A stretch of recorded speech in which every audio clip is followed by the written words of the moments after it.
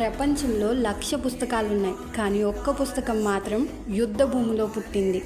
ఎందుకని తెలుసుకోవాలంటే వీడియోని స్కిప్ చేయకండి. ఆ జవాబు కోసం వీడియోని చివరి వరకు చూడండి. ఎందుకు కృష్ణుడు గీతని యుద్ధ భూమిలోనే చెప్పాడు? అర్జునుడు సంతోషంగా ఉన్నప్పుడు ఎందుకు మౌనం వహించాడు? ఈ ప్రశ్నలోనే మన జీవితానికి సమాధానం దాగి ఉంది. గీత విందు సుఖకాలంలో కాదు, గీత శబ్దం యుద్ధ గర్జనలో వినిపించింది. ఆనందంలో జ్ఞానం నిద్రపోతుంది, కానీ బాధలో అది మేల్కొంటుంది. సుఖంలో విన్నది గాలికి కలిసిపోతుంది, కానీ బాధలో విన్నది రక్తంలో ముద్ర వేసుకుంటుంది. ప్రతి కన్నీటి చుక్క జ్ఞానాన్ని పిలుస్తుంది, ప్రతి గాయమే దారి చూపిస్తుంది.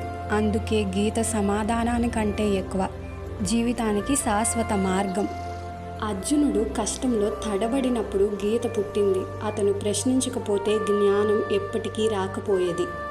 ప్రశ్నించలేని మనసు చీకటి లాంటిది, ప్రశ్నించే మనసు వెలుగు లాంటిది.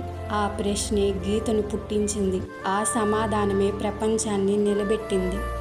కురుక్షేత్ర యుద్ధ భూమి రణరంగం మధ్యలో అర్జునుడు తన శక్తిని కోల్పోయాడు. భయంతో కాదు, కానీ తనలోని మానవత్వంతో తడబడ్డాడు. అన్నదమ్ములు ఎదురుగా కనిపించినప్పుడు అతని చేతిలోని గాంధీవం వణికింది. ఆ క్షణం జీవితం అతన్ని ఒక ప్రశ్న అడిగింది: నేను ఎవరి కోసం పోరాడుతున్నాను? కానీ ఆలోచించండి, సుఖంలో ఉన్నప్పుడు మనసు నిద్రపోతుంది, నాకు అన్నీ తెలుసు అనే అహంకారం పెరుగుతుంది. బాధలోని మనసు తెరుచుకుంటుంది, నాకు జవాబు కావాలని వెతుకుతుంది. ప్రశ్న పుట్టకపోతే జవాబు రాదు. భగవద్గీత మహాభారత యుద్ధంలో జరిగింది, కానీ అసలు యుద్ధం ప్రతి మనిషి గుండెల్లోని జరుగుతుంది. ప్రతి సందేహం ఒక శత్రువు, ప్రతి భయం ఒక బాణం, ప్రతి బలహీనత ఒక కవచం లేకుండా మిగిలిపోతుంది. అందుకే కృష్ణుడి గీత మన కోసం కూడా రాయబడింది. ఇది కేవలం పుస్తకం కాదు, మనల్ని నడిపే ఇంధనం. నిన్న, నేడు, రేపు కాలం మారుతూనే ఉంటుంది, కానీ గీత ఇచ్చిన సమాధానం ఎప్పటికీ మారదు. జీవితం నిన్ను ఎన్నిసార్లు కింద పడేసిందో అన్నిసార్లు లేవగలే శక్తి అనేది గీతలో ఉంది. నీ ధర్మం నువ్వు చేయి, ఫలితం గురించి భయపడుకొని కృష్ణుడు చెప్పాడు. అదే నిజమైన స్వేచ్ఛ, అదే నిజమైన విజయం మార్గం. గీత పుట్టింది పూల తోటలో కాదు, భగవద్గీత పుట్టింది యుద్ధ భూమిలో, రక్తం కన్నీళ్ళ మధ్యలో. ఎందుకంటే అక్కడే నిజం కనిపించింది. కన్నీటి దార జ్ఞానానికి నది, పోరాడడమే ఆత్మకు అర్థం. భయం ఒక్క క్షణం ఉంటుంది, కానీ ఆ భయం ముందు వంగిపోయే మనిషి ఎప్పటికీ లేచి నిలబడలేడు.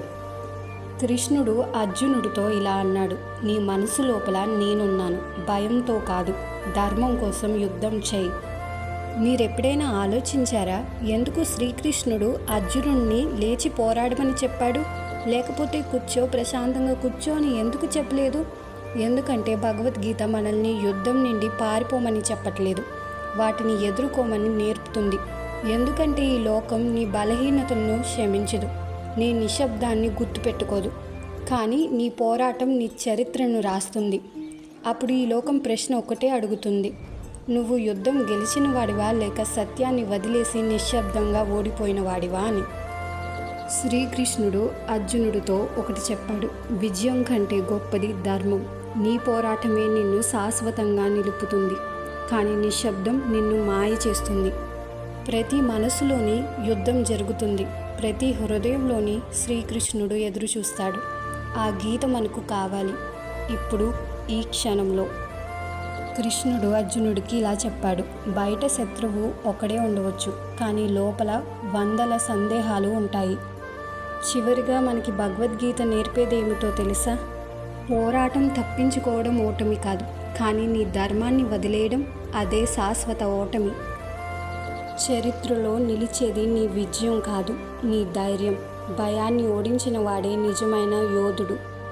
ప్రపంచం నీ మాటలు కాదు వినేది, నీ ధైర్యం వింటుంది. నీ ధర్మం కోసం లేచి నిలబడితే నువ్వు నీ యుగానికి గీత. గుర్తుంచుకోండి, యుద్ధం బయట కాదు, మొదట నీలో గెలవాలి. అప్పుడు ప్రపంచం నీ ముందు తల వంచుతుంది.